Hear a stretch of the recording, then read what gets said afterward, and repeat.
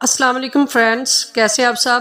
آج ہم بات کریں گے پاکستان کے ان مشہور عظیم اداکاروں کے بارے میں جو 90 کی دہائی کے عظیم ہیرو تو تھے مگر اب کہاں ہیں اور کیسی زندگی گزار رہے ہیں۔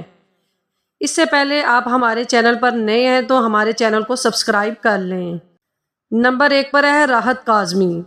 خوبرو اداکار راحت کاظمی، جنہوں نے شوبز انڈسٹری میں کام تو بہت کم کیا مگر جتنا بھی کیا معیاری کیا، اور 1968 میں انہوں نے CSS کا امتحان پاس کیا تو انفارمیشن آفیسر کا عہدہ ملا، مگر 8 سالوں بعد استعفیٰ دے کر ہمیشہ کے لیے شوبز کی طرف لوٹ آئے۔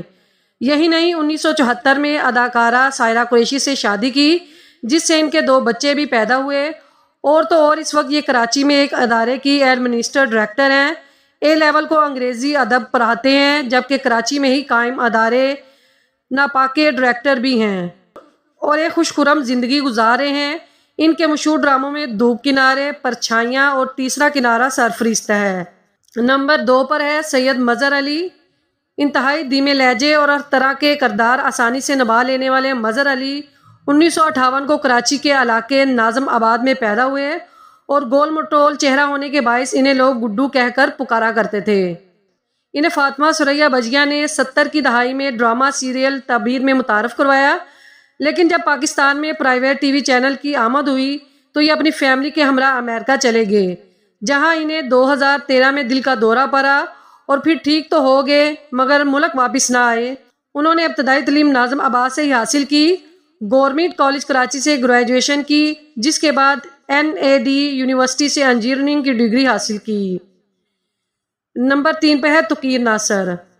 یہ بھی کسی سے کم نہیں اور آج بھی ٹی وی ڈراموں میں نظر آتے ہیں مگر کم ہی۔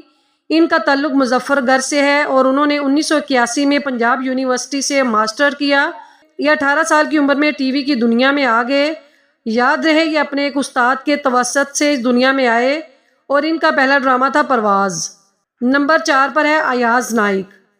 یہ بھی ہمارے ایک نہایت ہی بہترین اور نفیس شخصیت کے مالک اداکار ہیں۔ راولپنڈی سے تعلق رکھنے والے ایاز نائک نے 17 سال کی عمر میں فلموں اور ڈراموں میں کام شروع کر دیا۔ پڑھائی کے ساتھ ساتھ اداکاری بھی کرتے رہے۔ یہی نہیں، ان کی والدہ اور والد دونوں ہی پاکستان ریڈیو کا ایک چمکتا ہوا نام تھا۔ پھر 1984 میں عشق نچاوے گلی گلی میں ہیرو کے طور پر سامنے آئے اور نام میرا بدنام، پلکوں کی چھاؤں میں بھی جاندار اداکاری کی۔ اسی وقت انہوں نے CSS کا امتحان پاس کیا اور بطور PSP آفیسر کام کرنے لگے، مگر اس کے بعد اچانک ہی میڈیا انڈسٹری سے دور ہو گئے اور وہ آج بھی راولپنڈی میں ہی اپنی نوکری کر رہے ہیں۔